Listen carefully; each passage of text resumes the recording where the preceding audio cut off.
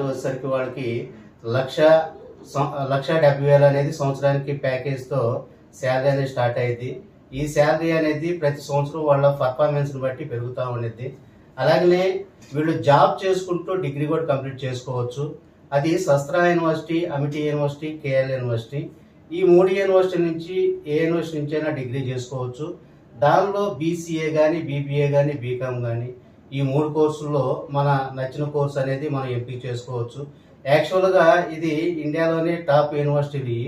ఈ యూనివర్సిటీలో మనకి సీట్ రావాలి కానీ చాలా కష్టంగా ఉండిద్ది. సో మన హెచ్సిఎల్లో జాయిన్ అయిన ప్రతి స్టూడెంట్ జస్ట్ అప్లై చేసుకుంటే 1 ఇయర్ ట్రైనింగ్ అయిపోయిన తర్వాత జస్ట్ అప్లై చేసుకుంటే మనకి దానికి సంబంధించిన కోర్సు బీసీఏ కానీ, బీబీఏ కానీ, బీకామ్ కానీ మనం ఏ కోర్స్ అయితే ఎంపిక చేసుకుంటే ఆ కోర్స్ అనేది మనం కంప్లీట్ చేసుకోవచ్చు.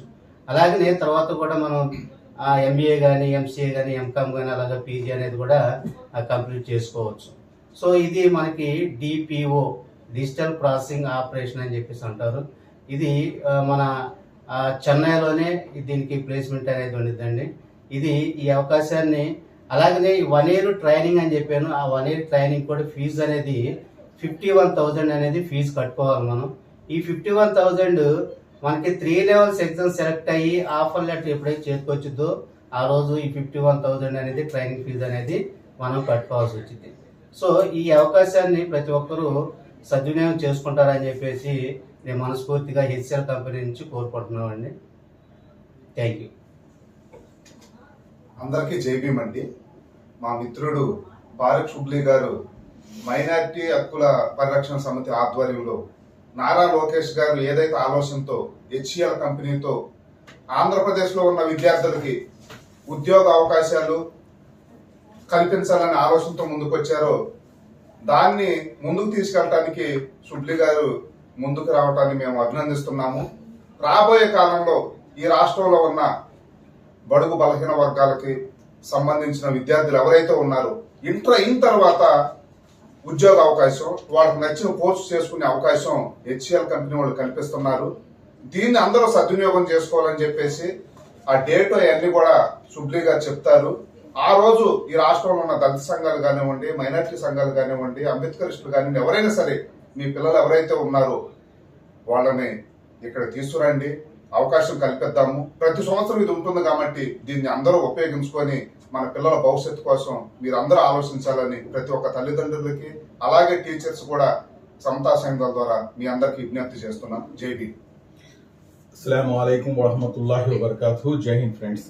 ప్రతి ఒక్కరి యొక్క కోరిక ఏంటంటే మనం బాగా చదువుకోవాలి, చదువుకున్న తర్వాత పెద్ద పెద్ద కంపెనీల్లో మనం జాబ్ పొందాలి. తద్వారా ఏంటంటే నా యొక్క ఫ్యామిలీకి నేను బాసటగా నిల్చోవాలి, ఒక సొసైటీలో ఒక మంచి స్థానాన్ని తీసుకోవాలి అని చెప్పేసి.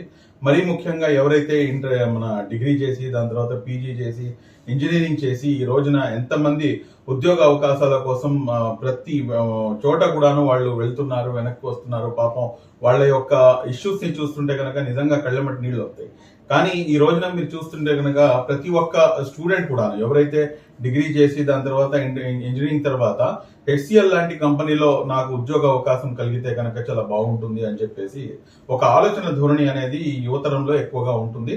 ప్రతి ఒక్కరు కూడాను అదే విధంగా ఆలోచిస్తారు. కానీ ఇక్కడ మీరు గమనిస్తే కనుక కేవలం ఇంటర్మీడియట్ ఆధారంగా అక్కడి నుంచి తీసుకొని మొత్తం అంటే అటు చదువుకుంటూ ఇటు ₹1 సంపాదించుకుంటూ స్టైఫండ్ రూపాన దాని తర్వాత ఆల్మోస్ట్ 75% ఆఫ్ ద ఫీజు ఏదైతే మీరు డిగ్రీ చదవడానికి ఖర్చు చేస్తారో దాంట్లోంచి 75% ఆఫ్ ద అమౌంట్ కూడాను మీకు తిరిగి చెల్లిస్తూ దాని తర్వాత 2 ఇయర్స్ బాండ్ తీసుకొని అంటే మీరు బయటకు వచ్చే టయానికి ఆల్మోస్ట్ మీ దగ్గర ఒక 5-6 సంవత్సరాల ఎక్స్పీరియన్స్ అనేది మీ దగ్గర ఉంటుంది, డట్ టు హెచ్సిఎల్ లాంటి కంపెనీలో.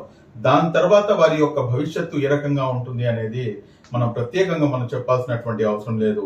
ఇది కేవలం ఏదో మైనారిటీ హక్కుల పరిరక్షణ సంబంధించి పెడుతున్నాం కాబట్టి, లేకపోతే నా మిత్రుడు సమతా సైనిక్ దళ్, ఇది కేవలం ముస్లిం మైనారిటీల కోసం అని చెప్పేసి ఏమాత్రం కాదు. ఎవరైనా కానీ SC, ST, BC, minority, OBC ఎవరైనా కానీ దీనికి అప్లై.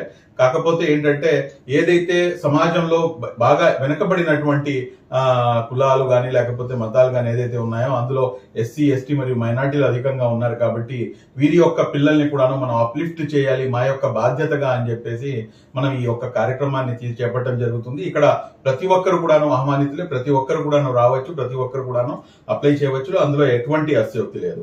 ఈ కార్యక్రమం వచ్చేసి రేపు 30th అంటే 30వ తారీఖున మనకి ఏదైతే ప్రజాశక్తి నగర్ దగ్గర ఉన్నటువంటి SBI బ్యాంక్ ఉందో, SBI బ్యాంక్ పక్కనే మీకు మోడల్ స్కూల్ అని చెప్పేసి ఉంది. ఆ మోడల్ స్కూల్ నందు మీకు 30th అంటే శుక్రవారం రోజున శుక్రవారం రోజున ఈ కార్యక్రమాన్ని అని ఆ స్కూల్ వ్యవస్థాపకులు మొహమ్మద్ కునా యూనుస్ గారు కూడాను మాకు పూర్తిగా సహాయ సహకారాలు అందిస్తున్నారు.